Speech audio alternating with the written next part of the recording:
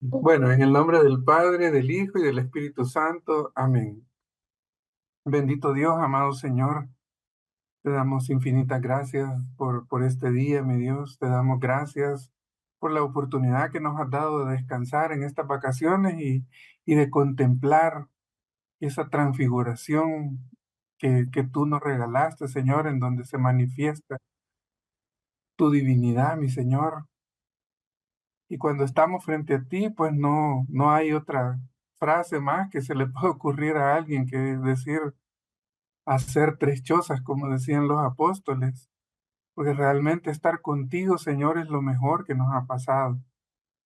Queremos pedirte, Padre Santo, que nos ayudes siempre a caminar el buen camino de la fe, a que seamos siempre obedientes, seamos siempre acuciosos y podamos no interpretar las escrituras como hemos estado viendo, sino más bien, Señor, en dejarnos guiar por tu Espíritu Santo para poder entenderla.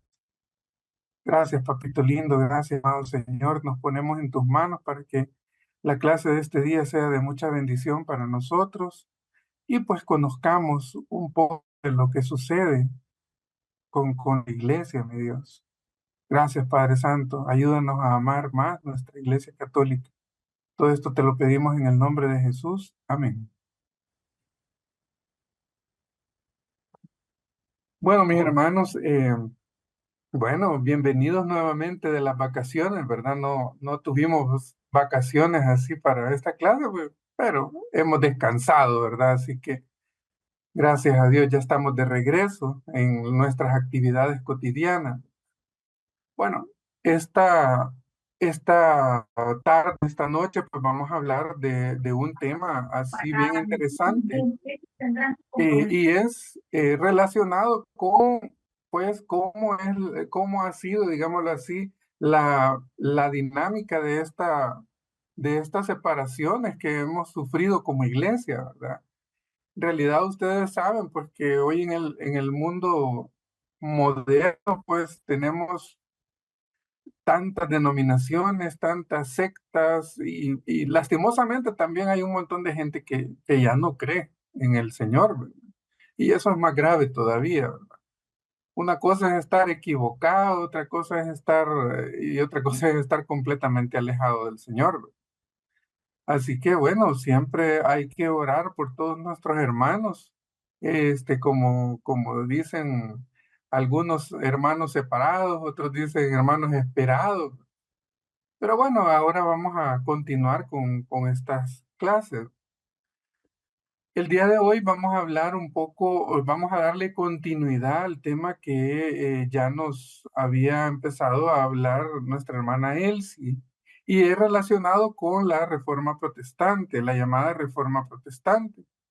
Y es que, como vimos en la clase anterior, un fraile agustino del siglo XVI llamado Martín Lutero fue el que prácticamente el que comenzó todo este proceso de reforma protestante. Y es porque básicamente todo lo que hemos visto hasta el día de hoy, básicamente se refería a, digamos, a divisiones dentro de la misma iglesia. A veces estaban los ortodoxos, ¿verdad? Y pues otras denominaciones siempre de índole católica, pero digamos ya de otra, ya con otras visiones, ¿verdad? Pero en este caso, con la Reforma Protestante, se inicia una nueva separación y ya vamos a ver de qué se trata todo eso. Bueno, entonces, cuando se separa de la Iglesia Católica, muchos protestantes siguieron a Martín Lutero. Resulta que este fraile empieza a tener algunas ideas contrarias a lo que es a lo que es la enseñanza de la iglesia. Y como vimos en esta clase que nos impartió mi hermana Elsie, vimos que los principales elementos de esta doctrina tenían que ver con la justificación personal o la salvación. También el tema de las indulgencias, los sacramentos, especialmente del sacramento del bautismo y de la Eucaristía, que de alguna manera, pues, o sea, él no compartía el tema de la transubstanciación, que es el que el pan y el vino se convierten en el cuerpo y la sangre de nuestro Señor, sino que él habla de una consubstanciación, o sea, que siempre está presente el pan y el vino, pero también está el cuerpo y la sangre de nuestro Señor. O sea, están como en el mismo lugar, ¿verdad? Entonces, son cosas que nosotros no compartimos esa idea, sino que nosotros creemos que sí, a pesar de que nuestros ojos y nuestros sentidos vean, aún sigan viendo, digámoslo así, ¿cómo se llama? El pan y el vino, pero místicamente, misteriosamente, nosotros sabemos que es el cuerpo y la sangre de nuestro Señor. Entonces, y eso pues por las mismas palabras de Jesús, ¿verdad? Esto es mi cuerpo, esto es mi sangre, independientemente pues, o sea, de la materia que anteriormente pues era. Bueno, también habla de que la única fuente de revelación es la Biblia, pero pues ya vamos a ver que esto también tiene tiene, digamos, sus cosas ciertas y otras que no tan ciertas. Otra cosa importante es que él rechaza la autoridad de la iglesia. Y pues, aunque para ellos Cristo sigue siendo la cabeza de la iglesia, pues, pero ellos creen en otro tipo de sacerdocio, ya lo vamos a ver también. También, pues, no estaba de acuerdo con el celibato, no estaba de acuerdo con el purgatorio y por tanto, pues, por las misas de los difuntos. Y pues, y de eso se fueron derivando otras ya herejías, se puede decir que estaban relacionadas al culto a María, por ejemplo, o a la veneración de los santos, y pues las fiestas y los lugares sagrados. Entonces, una confusión lo fue llevando a otra. Entonces, eso es lo que iba pasando. Entonces, en esta clase vamos a hablar un poco del luteranismo, que a pesar de que el título de la clase es pues las iglesias luteranas, o sea, pues no vamos a hablar así como miren, en las iglesias luteranas hay esto y hay esto, sino que más bien en cómo se formaron, cuáles son las creencias o características. Por supuesto, todo esto lo pueden encontrar ustedes en internet, ¿verdad? Lo pueden encontrar tanto en sitios católicos como en sitios que no son católicos, incluyendo la misma iglesia luterana, ¿verdad? Que me encontré, por ejemplo, ahí algunos artículos que ellos han escrito y que prácticamente dicen en qué creen, ¿verdad? Y ahí bien desglosadito está todo lo que la iglesia luterana cree. Pero bueno, veámoslo nosotros en esta clase. Bueno, comencemos diciendo que el luteranismo, pues es una corriente, como ya lo hablamos, una corriente del cristianismo que nace con Martín Lutero en el siglo XVI. Hay una fecha específica por este acontecimiento que es el 31 de octubre de 1517. Y esa fecha es la fecha en que Martín Lutero, allá en Alemania, en una universidad que se llama Wittenberg o algo así, publicó ahí 95 tesis o 95 aseguraciones, digámoslo así, en donde hace una crítica básicamente a lo que la iglesia practica con relación a las indulgencias y pues otras prácticas No, que no hay problema en también hablar. de ahí se derivan, como por ejemplo el tema del purgatorio, el tema de las almas, que si van al cielo, que de un solo o qué pasa. Entonces él decía que no existe purgatorio, ¿verdad? Entonces eso pues ya va, digamos, visualizándose que pues obviamente no van al cielo directamente, pero es cuando empiezan a nacer aquellas ideas de que los muertos están dormidos, ¿verdad? Están dormidos y que el día de la resurrección, pues, o sea, van a despertar, ¿verdad? Y van a ser juzgados y llevados al cielo o al infierno directamente, ¿verdad? Entonces, por eso es que muchos protestantes, o sea, lo ven de esa manera.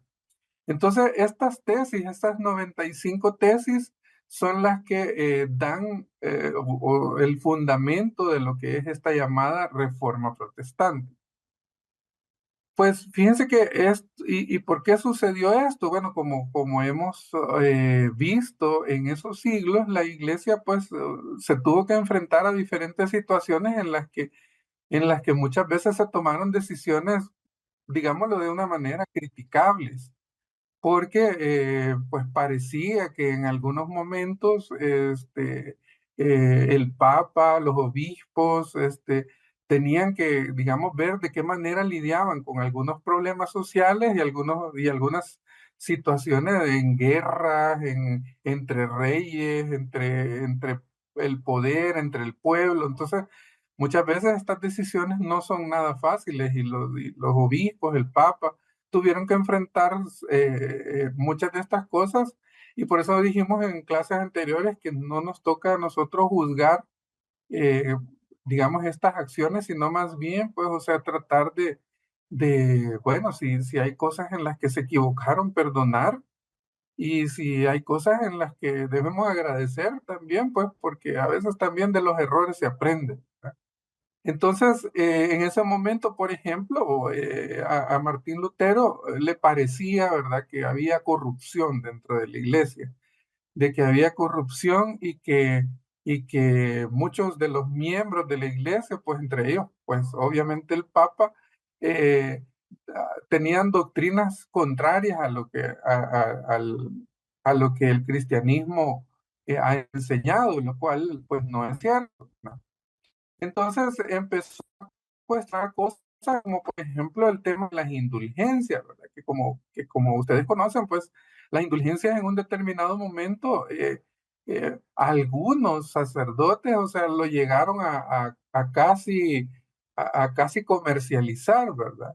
Quizás no era la intención directamente, pues, pero así se entendía en muchas oportunidades, ¿verdad? En donde decían, pues, que para extender una carta de indulto, o sea, pues tenía que dar una ofrenda, ¿verdad?, a lo que es la iglesia. Entonces se entendía como que era bueno, si me pagas, entonces te doy la indulgencia, ¿verdad? Entonces, todo esto llevó a muchas personas a ver con malos ojos el tema de las indulgencias, entre ellos Martín Lutero, ¿verdad? Entonces, por supuesto, pues esto de las indulgencias lleva a pensar en el tema del perdón de los pecados, de las culpas, y pues y ya entramos en temas de sacramentos, en temas de esa naturaleza, ¿verdad? Entonces todo eso comenzó digámoslo así, a equivocar a muchas personas, no solo a Martín Lutero. Entonces, Lutero, digamos que comienza como a decir, bueno, no, yo voy a interpretar las cosas de esta manera, y entonces se fundamenta, por ejemplo, en que la salvación es única y exclusivamente por la fe, y ya vamos a ver cómo es que él llega a estas conclusiones. También de que la autoridad de la Biblia es suficiente y es única, ¿verdad? Y pues, o sea, también cree en la gracia divina, pero en una forma así como, eh, como predestinada. O sea, que Dios da su gracia divina a quien Él quiere, cuando en realidad la gracia divina se derrama sobre todo, ¿verdad? Lo que pasa es que no, algunos la rechazan, otros la ignoran y otras pues no tienen ni la menor idea de lo que es eso. Entonces, este término luteranismo fue también apoyado por muchos otros opositores. Por ejemplo, Martín Lutero en Alemania, pues tuvo muchos que lo siguieron, que lo apoyaron, y pues como él era el que encabezaba estos movimientos, entonces muchos comenzaron a llamar a este movimiento como luteranismo. Pero a Lutero no le agradaba mucho esa idea, obviamente, ¿verdad? Y él llamaba a la iglesia como iglesia evangélica. Entonces, así empezó a surgir el tema del evangelismo. Y entonces, de tal manera que hoy en día, por ejemplo, en Alemania y en muchos otros lugares de Europa, al luteranismo no le dicen luteranos, sino que les dicen evangélicos como tal. La Iglesia Evangélica Unida, la Iglesia Evangélica como tal. Entonces, así más o menos comenzó este movimiento. Por supuesto, hubieron otras personas, no solo Lutero, y entre algunos de ellos, por ejemplo, se destacan tres. Uno es un suizo, un sacerdote suizo llamado Ulrich Zwingli o algo así. Y era que este promulgaba una doctrina todavía más radical que de la de Lutero. Entonces, si bien es cierto que no llegó digamos, a fundar una nueva iglesia, pero sí su doctrina hizo también que hubieran separaciones entre los luteranos, digamos, originales y estos nuevos ortodoxos. Por ejemplo, este Zwingli mencionaba de que Cristo no está presente en la Eucaristía. Él negaba la existencia de Cristo en la Eucaristía, o la presencia de Cristo, más bien dicho. Y por lo tanto, para él, la misa era un insulto al sacrificio y a la muerte de nuestro Señor.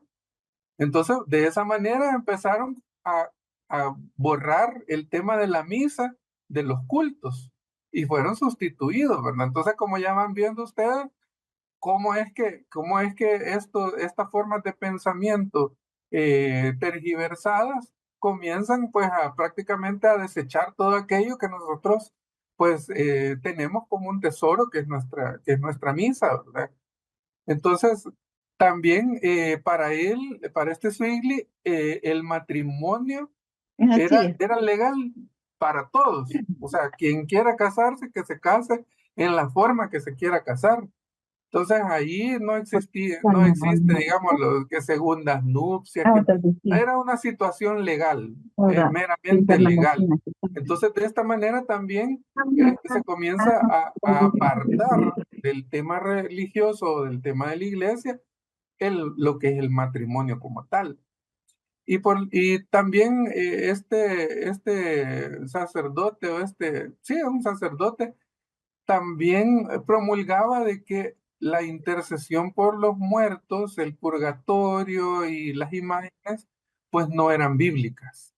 Entonces, como ven, pues ya todo esto ya va apartando completamente de lo que es la doctrina de la iglesia. Otros dos importantes protestantes de esas épocas fueron los siguientes. Había un señor llamado Juan Calvino. Este era un laico francés. Él se dedicó a escribir, digámoslo así, el primer catecismo de la Reforma. Es decir, que estas 95 tesis de Lutero, este Calvino las comenzó a escribir para tenerlas como el catecismo de ellos, en qué creemos. Y entonces, y aunque se trató esto lo que trató es de unificar a los protestantes, realmente pues esto no lo hizo de esa manera, pues porque hay ciertos temas dentro de esas tesis que hacen que existan aún más separaciones, como lo sabemos que ahora existe, ¿verdad? Y hay algo bien importante, y que este Juan Calvino en un determinado momento no estaba de acuerdo con Lutero, no estaba de acuerdo con Lutero y empezó a hacer su propia rama, la rama calvinista. Y esta rama calvinista, de ella derivan la mayoría de sectas protestantes que hoy nosotros conocemos. Y más adelante vamos a hablar, por supuesto, de él y de todas estas sectas. También existe otro personaje importante que es el rey Enrique VIII, que era el rey de Inglaterra y que por motivos personales él se separó de la Iglesia Católica y pues porque dijo, la Iglesia no puede estar por encima del rey. el rey tiene que ser la cabeza de la iglesia. Entonces, se montó en este tema de las reformas como para No me también estoy yendo, aquí estoy. separarse y decir, no, Inglaterra se ¿Por qué separa no? porque vamos a seguir al rey como cabeza de la iglesia y no el papa. Entonces se funda la iglesia anglicana. Entonces, como vemos, pues, o sea, estas reformas lo que hacen es que empiezan a existir otras formas de pensamiento que en un determinado momento no se habían revelado, pero que ya estaban ahí pensando en ello. Eh, bueno, sabemos entonces que esto de protestar, criticar, etcétera, es algo bien característico de todos los seres humanos, ¿verdad? Es difícil, digámoslo así, hacer o crear algo, pero es bien difícil, es bien fácil criticarlo, eso lo vivimos día a día, ¿verdad? Y hay muchas personas que se dedican a criticar nada más, ¿verdad? Bueno, Lutero básicamente funda cuatro ideas fundamentales que son los cuatro solos del luteranismo, así se conoce. El primer solo es la salvación solo es por la fe y que es una de las principales características del luteranismo, ¿verdad? Y es que esta creencia dice que la salvación se obtiene únicamente por la fe en Jesucristo. Los luteranos creen que no se alcanza la salvación mediante buenas obras o méritos propios, porque Lutero decía que el hombre no tiene que hacer ningún esfuerzo. Entonces, las obras de los hombres no tienen ninguna validez.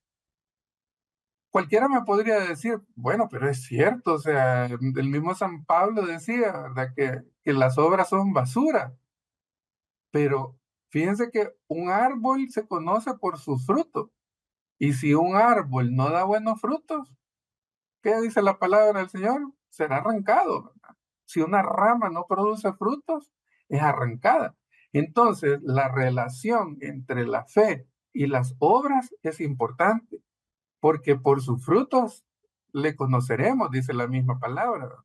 Entonces, no podemos divorciar una cosa de la otra. Entonces, aquí se dan muchos casos en los que hay personas que ustedes ven que son bien creyentes y todo, pero ya en la vida práctica y todo eso, no reflejan nada esa fe que dicen tener.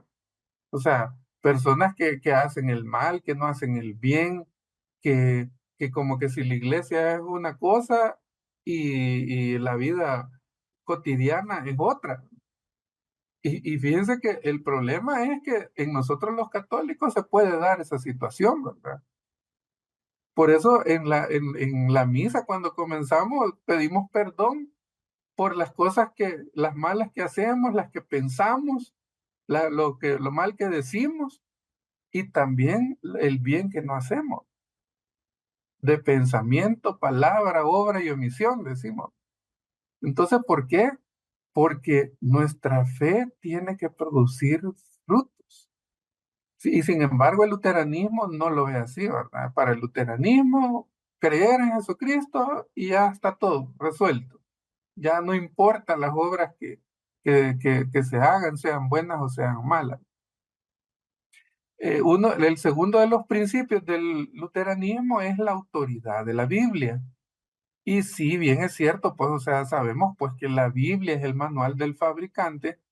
Los luteranos consideran que la Biblia es la máxima autoridad en asuntos de fe y de práctica. Ellos creen, eso sí, ellos creen en la interpretación libre de las escrituras. O sea, así como usted lo lee, y así como usted lo interpreta, así es. Entonces, y esto como vemos, pues no es así, ¿verdad? El mismo etíope dice, pues, no, ¿a quién era? Bueno, pero dice que él no entendía las escrituras porque nadie se las había explicado. Entonces, y por supuesto, o sea, la palabra de Dios es palabra del Señor, ¿verdad? Pero no es suficiente, digámoslo así, en el sentido de entenderla, interpretarla y de buscar su iluminación, ¿verdad? Sabemos que en primer lugar el Espíritu Santo es quien nos guía, ¿verdad? Y si bien es cierto que la palabra de Dios es el manual del fabricante, pero no lo es todo. O sea, si no estaríamos reduciendo a Dios a un pequeño libro, y eso tampoco puede ser. La, la, la grandeza del Señor está más allá que la Biblia como tal. Pero esto no hay que confundirlo tampoco, ¿verdad? Porque tampoco es que todas las cosas que se escriban son buenas y son válidas. Para nada, ¿verdad? Tiene que estar apoyada por el Espíritu Santo, pero también debe de basarse en la tradición, en las enseñanzas de la iglesia, ¿verdad? Y sí es importante la lectura, por supuesto. Hay que estudiar la palabra de Dios, que es lo que siempre hemos practicado, ¿verdad? Pero sabemos pues que es una guía, ¿verdad? Es algo muy circunstancial a veces, en donde hay enseñanzas que son universales para todos, pero también hay mensajes que son bien personales, ¿verdad? Un mismo versículo nos puede decir algo en particular en una ocasión y nos puede decir algo relacionado con otra cosa en otra ocasión. Entonces, pues no es que la Biblia sea lo único, como lo promulgan los luteranos. El cuarto principio es solo la gracia divina. Y si bien es cierto que sí, la gracia es lo más importante, ¿verdad? O sea, la gracia de Dios es importante, pero ellos creen que esta gracia es un regalo, pero Dios lo da, no importa si usted lo merece o no lo merece, si se gana o no se gana. Él la derrama en una forma como antojadiza, digámoslo así, a unos sí, a otros no, y pareciera que Dios es alguien así como caprichoso, ¿verdad? Cuando sabemos que no lo es, ¿verdad? La gracia se derrama en todos, pero, o sea, por supuesto, nos hace que nosotros cambiemos nuestra vida, que nosotros apreciemos lo que es la presencia de Dios entre nosotros. Y el último solo de los luteranos es relacionado a los sacramentos. Y para ellos solamente el sacramento del bautismo y el sacramento de la Santa Cena son los únicos válidos. Entonces, todos los demás para ellos son símbolos nada más. Pero como ya también vimos, ya lo mencionamos en una oportunidad, también hay ciertas cosas que no son ciertas, como el tema este de la transubstanciación, que pues nos ha sido revelado. Ahora bien, hay otras características del luteranismo como tal.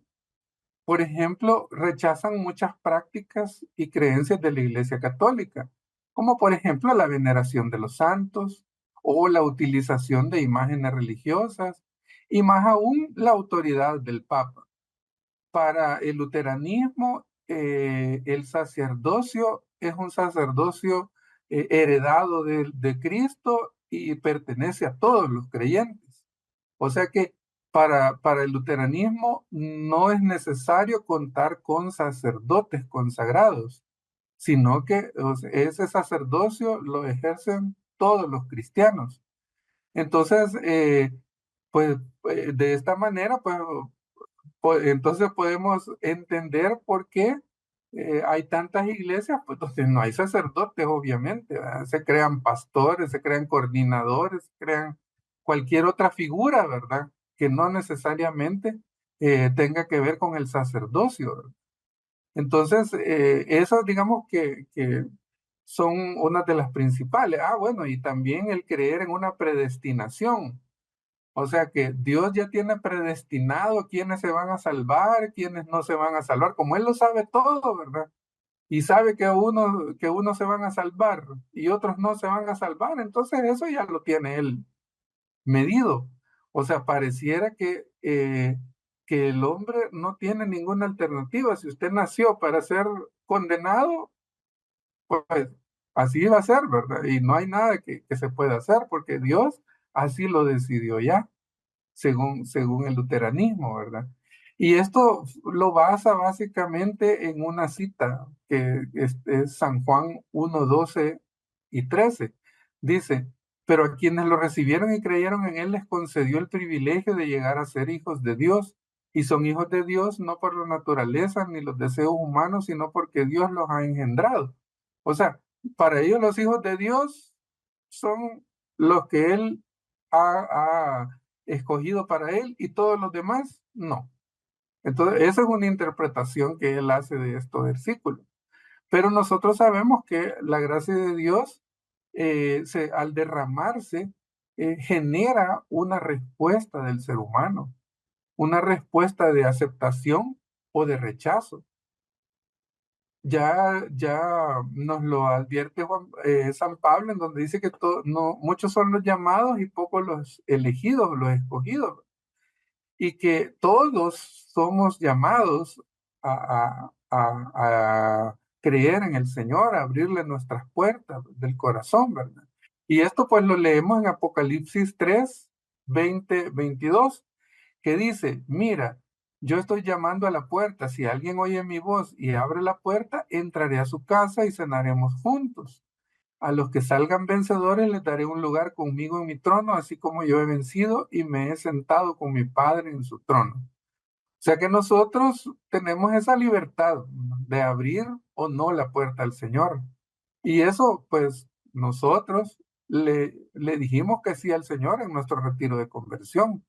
Pero recuerden que esa conversión hay que cultivarla, no hay que dejarla perder. O sea, si bien es cierto que dijimos sí, pero si después nos arrepentimos y decimos que no, entonces esa es otra historia. Esto hay que confirmarlo todos los días, ¿verdad? Todos los días en que oramos, o sea, es de entregarnos al Señor. Todos los días que tenemos la oportunidad de reiterar esa entrega que nosotros le hemos hecho a Él. Ahora, Lutero entonces niega que las obras tienen algo que ver con la salvación, pero no se los voy a leer en este momento, pero anótenlos por favor. En el Catecismo de la Iglesia Católica, en los numerales 1993, 1996, 2002 y 2008, se habla sobre la doctrina de la justificación y la gracia. Se lo repito para que, por si no lo han anotado, los numerales 1993, 1996, 2002 y 2008. Por supuesto, todo el capítulo habla sobre esto, pero estos en particular son importantes. Yo se los voy a poner en el chat de otro rato, pues para que ustedes tengan la oportunidad de, si no tienen ahí donde anotar en el momento, que deberían tener un cuadernito con un lápiz y su Biblia, entonces, pues yo se los escribo. Bueno, continuemos, ¿verdad? Entonces, ¿y por qué Lutero actuaba de esta manera? O sea, que es cierto, según lo que la historia nos dice, él no estaba de acuerdo con estas prácticas o con estas decisiones que se estaban tomando en la iglesia, ¿verdad? Pero no solo era eso, fíjense, sino que él tenía en sí un problema con el tema de la justificación, el tema de la salvación. Y es que en realidad él estaba atormentado, ¿verdad? Porque él tenía, pues, como todos, o sea, tenemos, pues, tentaciones, tenemos inclinación al mal, etcétera. Bien, entonces les decía de los motivos de Lutero, que parte de ellos eran, digamos, algunos conflictos que él tenía con las enseñanzas, ¿verdad? De la iglesia. Como todos, o sea, definitivamente cuando se nos enfrenta a la palabra de Dios, tenemos así esa situación, ¿verdad? De que nos sentimos quizás afligidos, nos sentimos mal porque le fallamos al Señor, ¿verdad?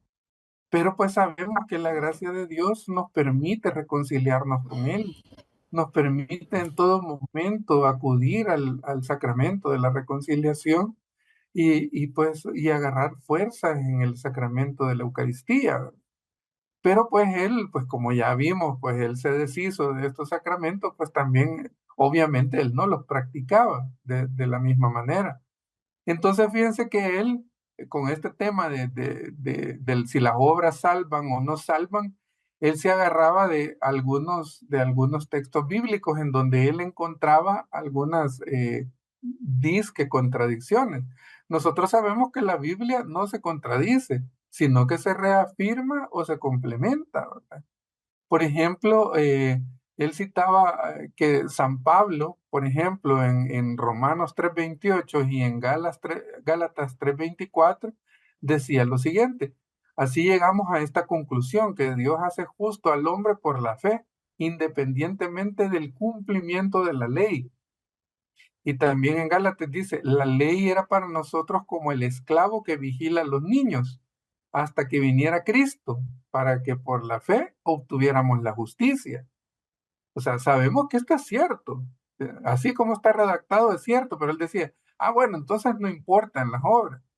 Y esto también le chocaba un poco lo que decía Santiago en su carta, en el capítulo 2 versículos 14 al 17 y luego el 24 dice, hermanos míos, ¿de qué sirve a uno decir que tiene fe si sus hechos no lo demuestran? ¿Podrá acaso salvarlo esa fe? Supongamos que a un hermano o a una hermana les falta la ropa y la comida necesarias para el día. Si uno de ustedes les dice que les vaya bien, abríguense y coman todo lo que quieran, pero no les da lo que su cuerpo necesita, ¿de qué les sirve? Así pasa con la fe.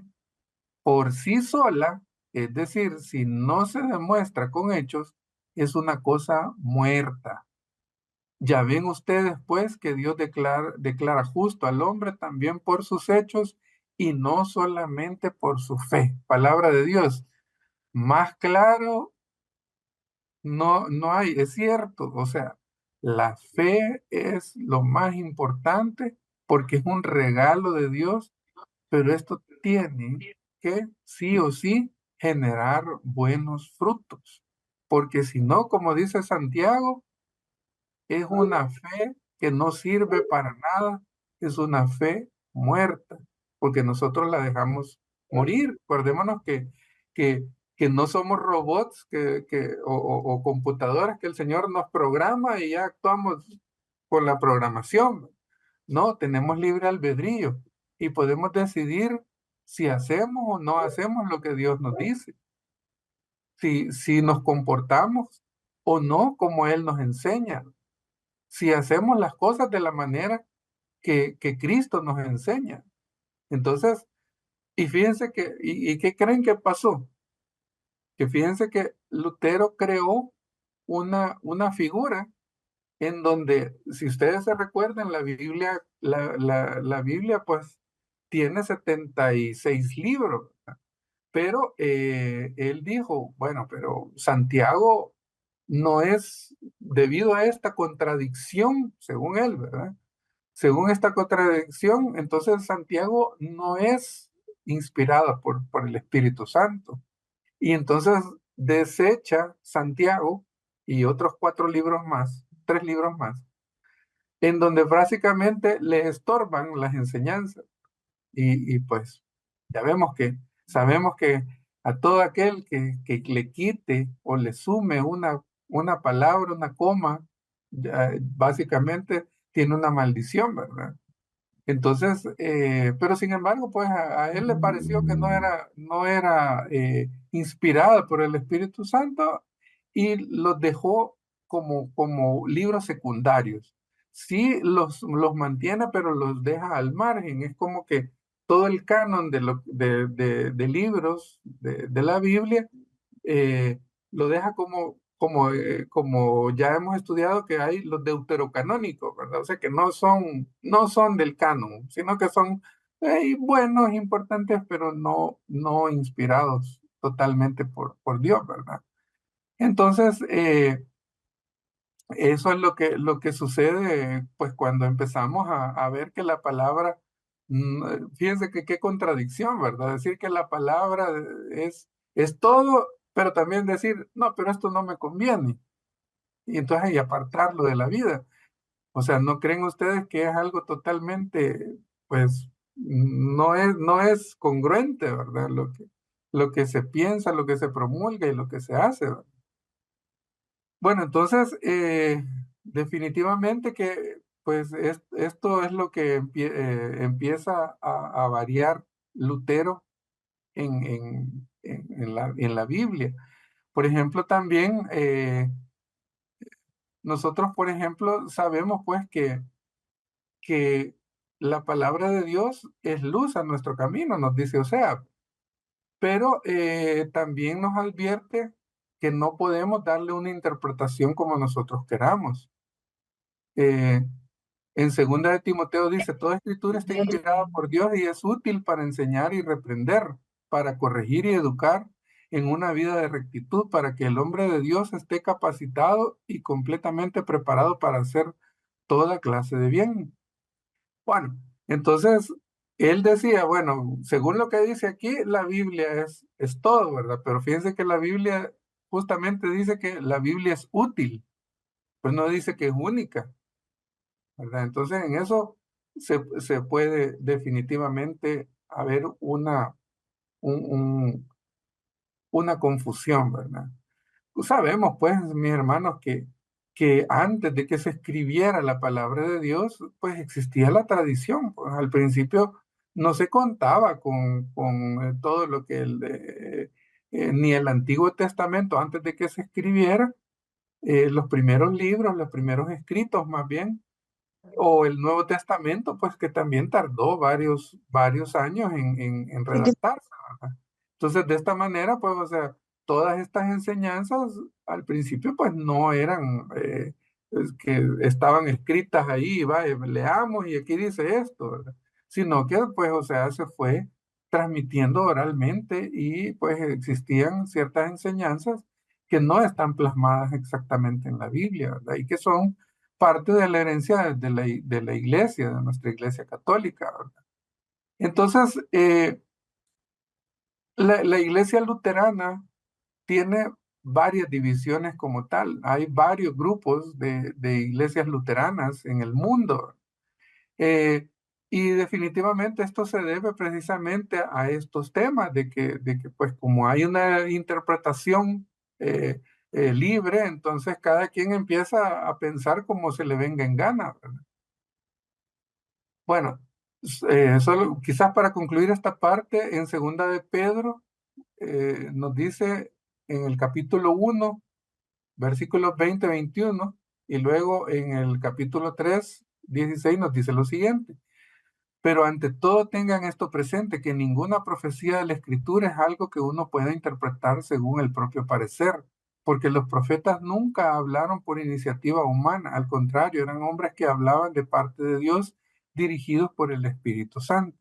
En cada una de sus cartas él les había hablado de esto, aunque hay en ellas puntos difíciles de entender que los ignorantes y los débiles en la fe tuercen, como tuercen las demás escrituras para su propia condenación, palabra de Dios. Entonces, digamos que no hay, digámoslo así, mayor cosa que decir al respecto. Pues nada más invitarlos a que si ustedes quieren leer un poco más sobre en qué creen los luteranos y todo eso, pues hay sitios, como les digo, en donde se puede verificar eso. Y pues fíjense que lo interesante de esto es que si uno lee todas esas creencias, algunas de ellas las compartimos, pero algunas de ellas son medio así truqueras, digámoslo así, ¿verdad? O sea, que tienen así sus torceduras en cuanto a lo que es la doctrina como tal. Entonces, es bien importante pues conocer también, porque incluso les diré que uno puede decir, metámonos a una iglesia luterana, pues, y como y todo se parece, ¿verdad? Y todo va a ser parecido, tal vez algunas cositas, dicen, no, pero no, hay diferencias así como bien fundamentales al respecto. Bueno, en el pequeño tiempo que nos queda de la clase, vamos a hablar un poco de la contrarreforma católica, que básicamente conduce a lo que es el Concilio de Trento, allá por el año 1545 al 1563. Fíjense que, dado a todas estas situaciones que se estaban dando, ¿verdad? De Lutero, Calvino, Enrique VIII y todas estas divisiones, pues la iglesia decide que debe de haber una reforma interna, ¿verdad? Y este Concilio de Trento marca prácticamente el momento en que el Papa toma la dirección de renovar la iglesia y comienza como a reformularse, digámoslo así, para, eh, para mostrar el esplendor de la verdad revelada en la iglesia como tal, la iglesia católica. Quizás vamos a mencionar la iglesia católica porque es necesario, aunque realmente debíamos decir en la iglesia, que sabemos que es la iglesia católica. Ahora bien, ¿cuáles eran los objetivos de este concilio? Y eran, en primer lugar, corregir las fallas, ¿verdad? Los errores, las tergiversaciones que habían surgido, ¿verdad? Y que fueron las causales de esta llamada reforma de Lutero. También, por supuesto, el otro objetivo es hacerle frente, pues, a la reforma, a estas equivocaciones y en algunos casos herejías, ¿verdad? Para detener el avance y recuperar, pues, la fe de las personas en las ciudades en donde esto se estaba generando, ¿verdad? Y lo otro, el tercer objetivo era mejorar la organización interna de la iglesia. Entonces, si bien es cierto, pues que era necesario detener estas herejías, ¿verdad? El anhelo de un concilio venía desde hace mucho tiempo atrás, ¿verdad? Es cierto que esto como que aceleró un poco el tema de que tenía que surgir algo, pero ya desde mucho antes, pues ya esto pues había estado siendo pensado, ¿verdad? Entonces, ¿cuáles son básicamente digamos, beneficios que trae el Concilio de Trento? Y que fíjense que lo que busca es fijar con precisión el dogma de la Iglesia, el dogma de la Iglesia católica. En esas cuestiones que Lutero y los demás protestantes empiezan a tener dudas, o sea, como que es necesario, pues decir, miren, creemos en esto, ¿verdad? Entonces se llega a un compromiso y se empiezan a tratar simultáneamente todos estos temas entre varios obispos, ¿verdad?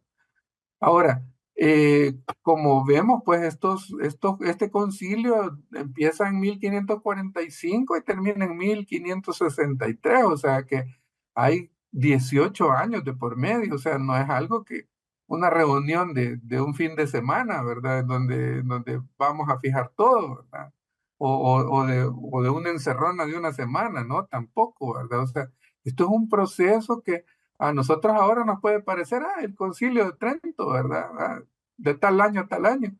Pero realmente fue difícil, mis hermanos. Fue difícil porque habían epidemias, habían guerras, habían una serie de acontecimientos que dañaban a toda la sociedad europea y que no dejaban que digamos que se avanzara como se quisiera avanzar, ¿verdad? Entonces, eh, este concilio, pues, o sea, digamos que se va haciendo en etapas. La primera etapa, por ejemplo, hay cosas así como bien icónicas. Por ejemplo, en la primera etapa se define el credo de Nicea, eh, que es el credo largo, ¿verdad? Ese credo es en la primera etapa. Por ejemplo, también se afirma el canon del Antiguo y del Nuevo Testamento, o sea, cuáles son los libros del Antiguo, cuáles son los del Nuevo Testamento, y así se llega pues a los 76 libros que conocemos. Se acepta, se da por aceptada la tradición de la iglesia como fuente de fe. Y eso pues hace que todas las enseñanzas de los padres de la iglesia tengan validez como inspiración del Espíritu Santo. Por ejemplo, se declara también en esta primera etapa que la traducción de la Biblia llamada Vulgata, ¿verdad? Que es la Biblia que tradujo al latín San Jerónimo, fuera también aceptada, ¿verdad? También en esta primera etapa se fija el número de los sacramentos en 7 sacramentos, que son los sacramentos que ya conocemos. Y también se define la naturaleza y las consecuencias del pecado, ¿verdad? Del pecado mortal, de los pecados veniales, etcétera. En una segunda etapa, el concilio define la presencia real de Cristo en la Eucaristía, en oposición a la doctrina de la consubstanciación que se estaba generando, ¿verdad? Y por supuesto, pues en oposición a lo que decía Lutero. También se define lo que es la importancia del sacramento de la penitencia o la reconciliación, ¿verdad? Y que también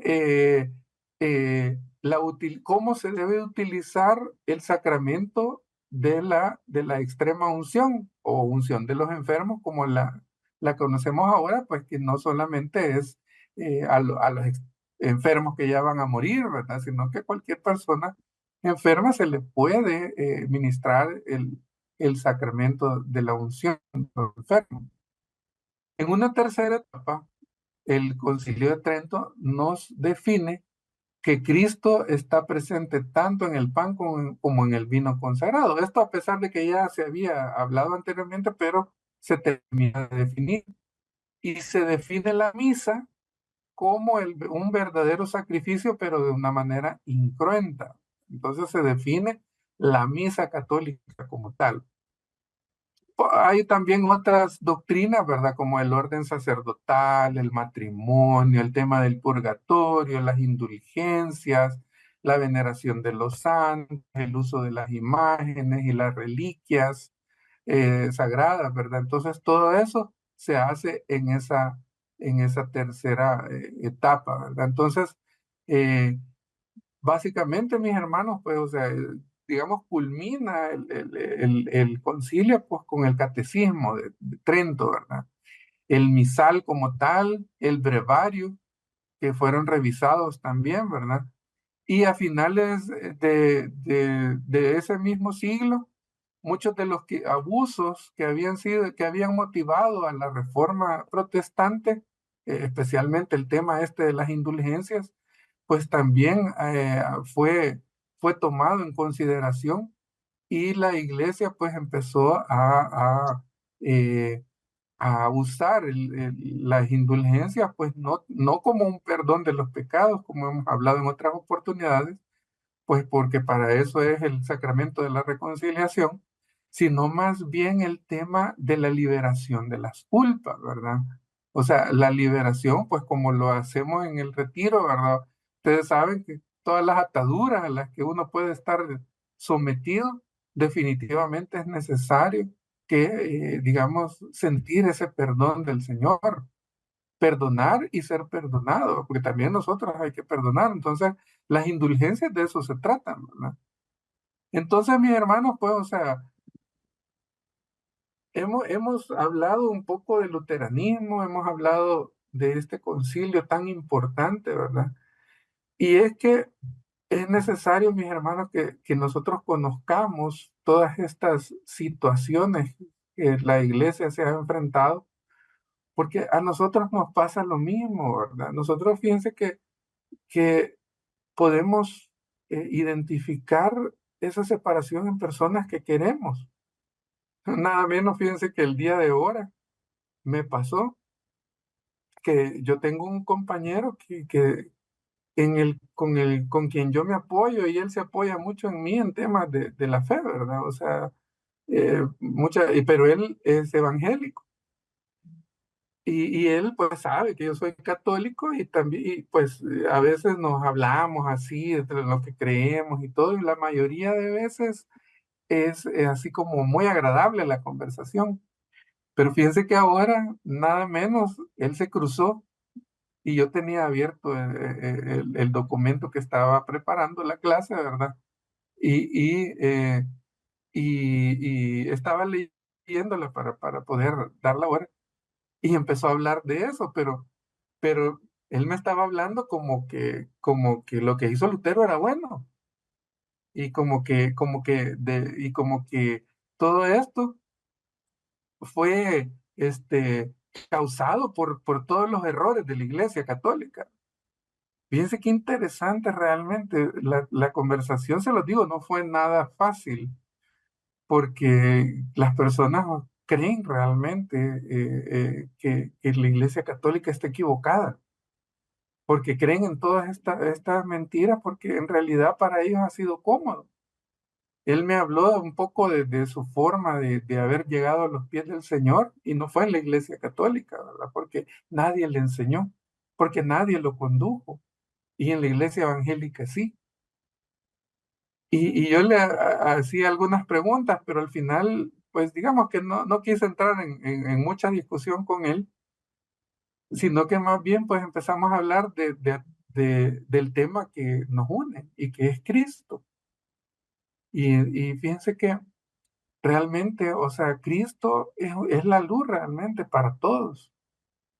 Y todas estas equivocaciones que han llevado a todas estas separaciones, eh, hay tristeza muchas veces. Yo aquí en mi casa, se los confieso, mi hijo mayor dice, yo no soy católico. Y para mí es un dolor, para mi esposa también. Pero hemos decidido no presionarlo, más bien darle testimonio y orar por él. O sea, y esperando y pidiéndole, por supuesto, a Dios, ¿verdad? Que le muestre la verdad, que le muestre el camino verdadero y que lo conduzca hacia él. Yo no lo voy a poder hacer, aunque sea su papá o su mamá, ¿verdad? Porque sabemos que es mérito de Cristo. Y entonces, y sin embargo, mi hermano, o sea, esto es una realidad en muchas familias, ¿verdad? Todas estas divisiones, pero no deben de ser motivo de pleito, ¿verdad? Por el contrario, ni tampoco para que nos pongamos nosotros a cuestionar también, ¿verdad? Sino que por el contrario, ¿verdad? O sea, debemos defender nuestra fe, y para poder defender nuestra fe debemos conocerla.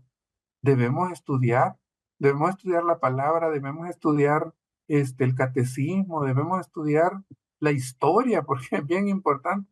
Él me contaba una versión de la historia según él, ¿verdad? Que hay que estudiar, me decía. Ay, pero ¿de qué fuente? Le decía yo.